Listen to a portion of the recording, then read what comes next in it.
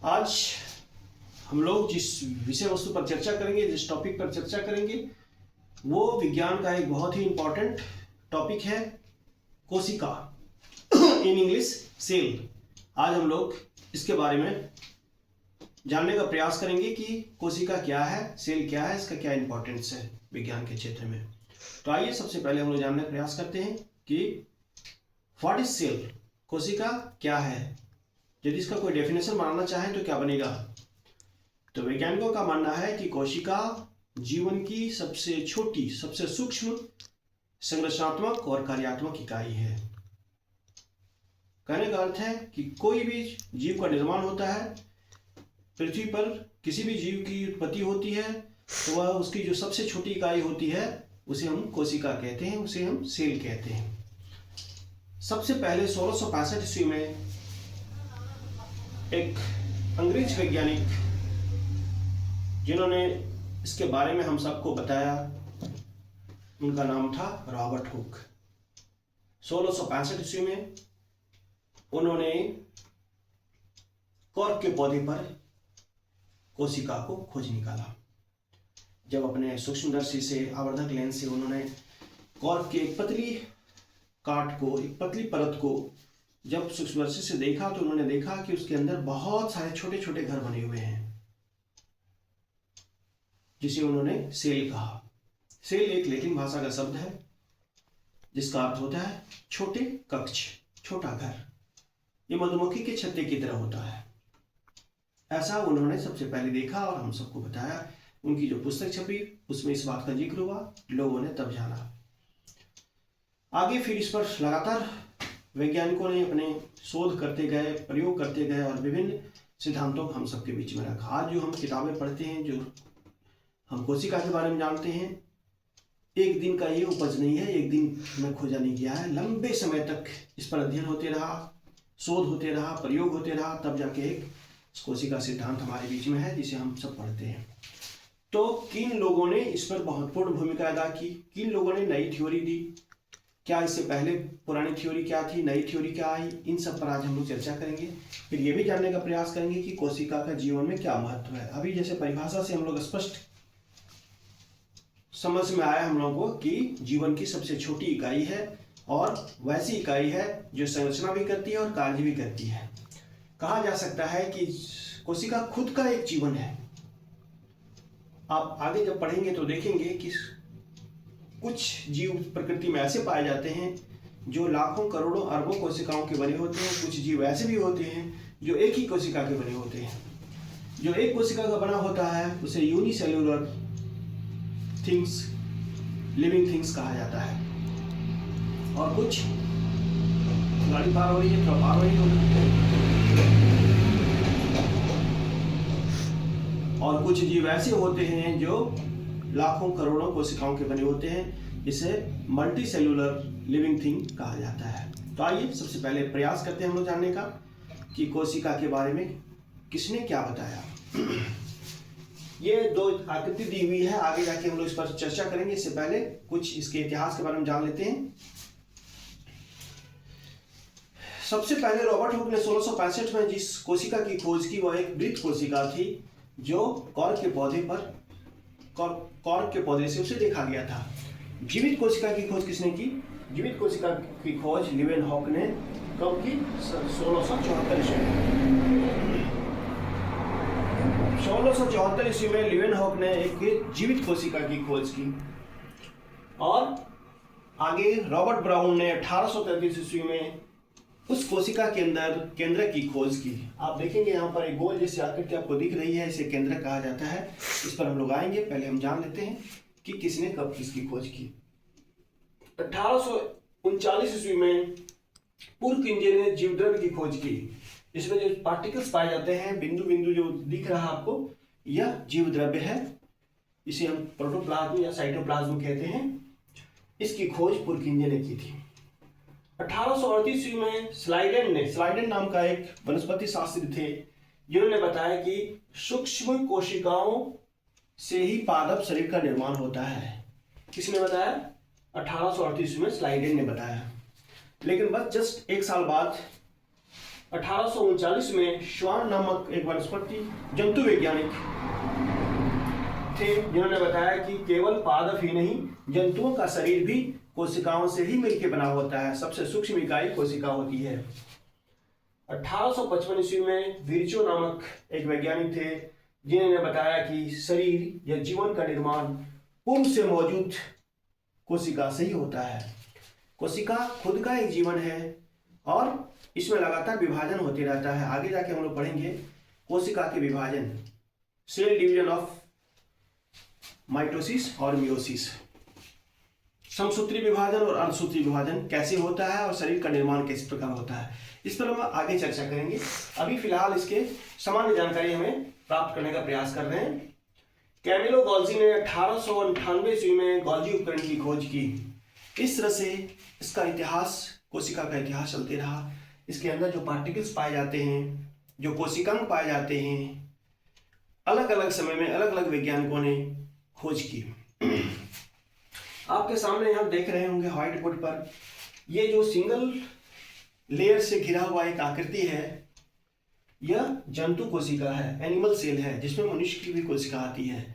यह एक ही लेयर से घिरा होता है और यह अर्धपारगमी होता है। अर्धपारगमी का मतलब होता है कुछ चीजें कोशिका से बाहर भी जा सकती है और कुछ चीजें अंदर आती है। जैसे उसकी जरूरत होती है उस हिसाब से यह बना होता है। तो यह अर्धपारगम है। इसके अंदर बहुत सारी चीजें पाई जाती है और मनुष्य के शरीर या किसी भी जंतु, मल्टी सेलुलर लिविंग थिंग का शरीर जो होता है वो बहुत सारी कोशिकाओं का बना होता है।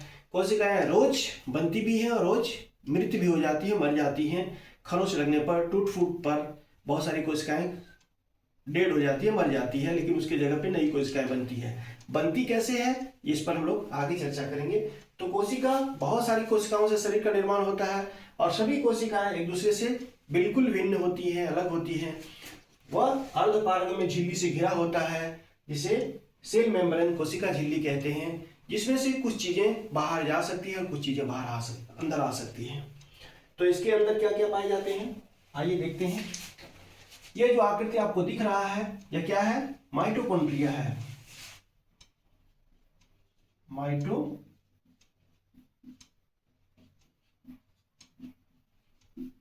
माइटोकॉन्ड्रिया यह कोशिका का पावर हाउस कहलाता है, जिसमें ऊर्जा संचित रहते हैं। किस रूप में? एटीपी के रूप में।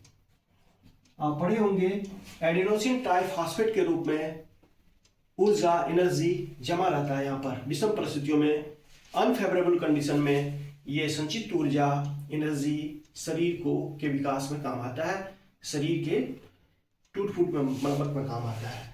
तो यह माइटोकॉन्ड्रिया के अंतर्गत एटीपी के रूप में यह जमा रहता है। ये जो फिगर आप देख रहे हैं, यह क्या है? गोल्जी का है या गोल्जी उपकरण है, जिसकी खोज कैमिलो गोल्जी ने किया था 1898 में। हम लोग एक एक पार्ट को फिर आगे जानेंगे कि इसका फंक्शन क्या है, इसका कार्य क्या है, लेकिन हम पहले परिचित हो लेते हैं इन चीजों से। बीच में आप देखेंगे सर्किल जैसा आकृति बनी हुई है, इसे केंद्रक कहा जाता है।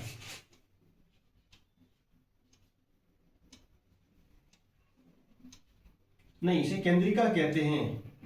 और इसके अंदर गोल जैसी आकृति जो है वह केंद्रक है।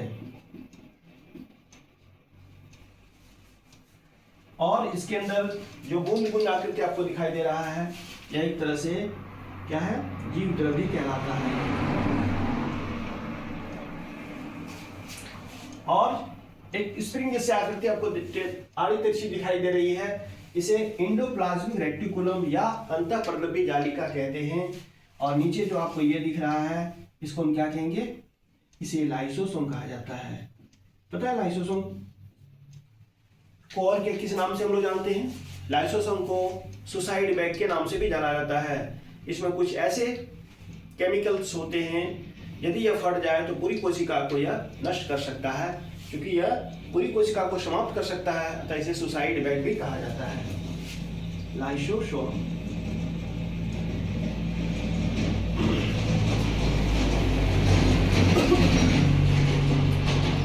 कोशिका के अंदर जो सबसे इंपॉर्टेंट चीज पाए जाते हैं, सारे इंपॉर्टेंट हैं, इसमें कोई भी दो मत नहीं, सारे इंपॉर्टेंट है, लेकिन एक खास है जो एक धागे जैसी संरचना जैसी दिखाई देती है, जिसे हम लोग कहते हैं क्रोमोसोम। क्रोमोसोम। इन हिंदी, यदि हिंदी में कहें तो उसे कहेंगे गुणसूत्र।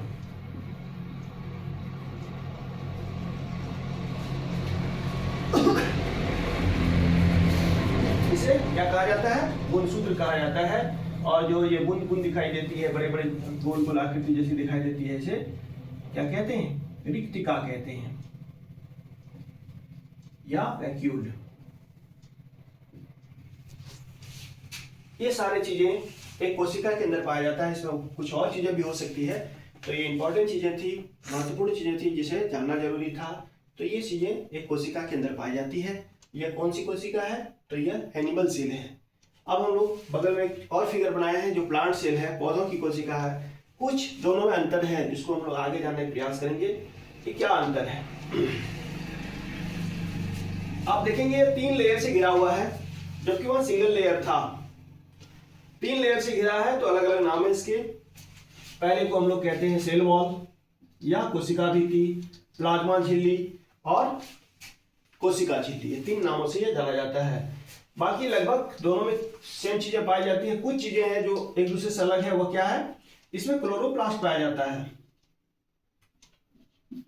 क्लोरोप्लास्ट जो उसमें नहीं पाया जाता। क्लोरोप्लास्ट जिसे हम हरित लवक भी कह सकते हैं।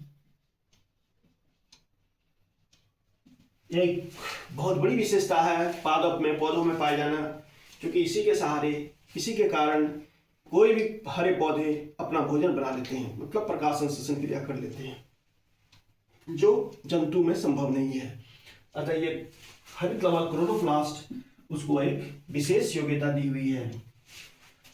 और लेकिन उसमें एक लाइसोसोम पाया जाता है जो ये इसमें नहीं पाया जाता है। इसमें लाइसोसोम की कोई भूमिका नहीं होती। माइटोकॉन्ड्रिया, ये तो दोनों में सेम है। माइटोकॉन्ड्रिया का मतलब क्या हुआ कि यह कोशिका का, सेल का पावन अंश है।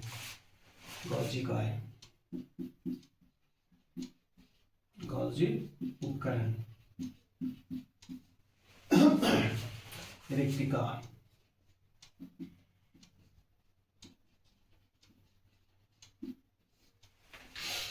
गुणसूत्र। सभी जीवों में अलग अलग गुणसूत्र, कोशिका के अंदर गुणसूत्रों की संख्या अलग अलग होती है। हम सभी जानते हैं कि मनुष्य के अंदर, मनुष्य के कोशिकाओं में गुणसूत्रों की संख्या 23 जोड़े होते हैं, मतलब 46 होते हैं, जिसमें से 22 जोड़े जो होते हैं वो ऑटोसोम्स होते हैं और एक जोड़ा जो होता है वह सेक्स क्रोमोसोम होता है, सेक्स गुणसूत्र होता है, जो लिंग निर्धारण में सहायक है। तो इस तरह से ये 2 कोशिका है। ये बड़ा आकृति के रूप में दिखाया गया, इसे नैनोमीटर में मापा जाता है। इसे हम नग्न आंखों से, खुली आंखों से नहीं देख सकते हैं। इसे देखने के लिए हमें माइक्रोस्कोप की जरूरत पड़ती है।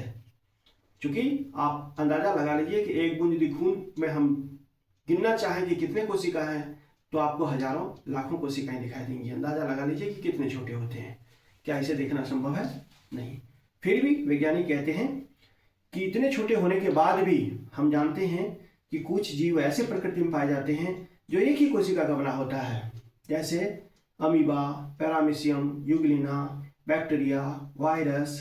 इस तरह से कुछ जीव हैं हमारे चारों ओर जो एक कोशिका का बना होता है, जो हमारे संज्ञान में, हमारी आंखों से ओझल रहता है, दिखाई नहीं देता। और कुछ चीज ऐसे हैं, कुछ सजीव ऐसे हैं जो मल्टी सेलुलर है, अनेकों कोशिकाओं, लाखों करोड़ों कोशिकाओं से बना होता है, जैसे विशाल हाथी, व्हेल, मनुष्य, पेड़ पौधा इत्यादि। तो आज हम लोग कोशिका के बारे में सामान्य जानकारी प्राप्त किए। अगले दिन इसे और विस्तार से हम लोग जानने का प्रयास करेंगे। That's all, finished. Best of luck. मेरा प्रयास रहेगा इसे आप सबके बीच में सामान्य भाषा में सरल तरीके से रखा जाए, और आगे हम लोग इसको भी जब कोशिका के बारे में परिचित हो जाएंगे तो हम लोग जानेंगे कि कोशिका का विभाजन कैसे होता है। क्या कोशिका के विभाजन एक ही तरीका है या अलग अलग तरीके हैं? जैसे हम सभी जानते हैं कि कोई जंतु, कोई जीव वृद्धि करता है, डेवलप होता है, उसके शारीरिक विकास होती है तो उसमें समसूत्री विभाजन होते हैं, और जब कोई गर्भ में बच्चा पलता है, बढ़ता है, तो उसमें अर्धसूत्री विभाजन होते हैं। इन सब के बारे में हम लोग अगले दिन चर्चा करेंगे। That's all.